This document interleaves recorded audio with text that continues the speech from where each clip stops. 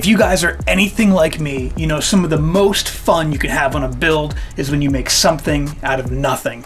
This is my DIY Gonk Droid made completely from trash. I love stuff like this. Yes, there are some greeblies in there, but for the most part, this was all scrap parts and materials. We've got old spark plugs. We've got an old plastic container from something. We've got a couple bins that are mounted together. This thing was a ton of fun, and for you droid freaks out there, I think you're gonna appreciate it. Check it out.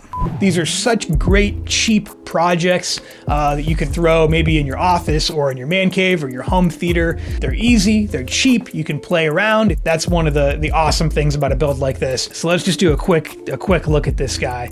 You start with a really simple base made out of some storage bins, old spark plugs, some scrap old wire, exhaust filter, I think from an old lawnmower on the side. Now granted, you know, on the inside, the bottom is reinforced with some wood so you can mount the legs to it and stuff, but none of this is complicated. I spent maybe 3-4 days on this. I'm so happy with the results. This project sat on my workbench for like, I don't know, a year or two before I finally got around to it. These are a hell of a lot of fun to work on. You could take some scraps from your shop or just around the house and just find a way to put it together that you think works and looks cool. That's it for today. Please like and subscribe if you want to see more content like this. And if you're out there building a droid or maybe even a Gonk Droid, please share in the comments. I would love to hear about it and see what you guys did. Thanks.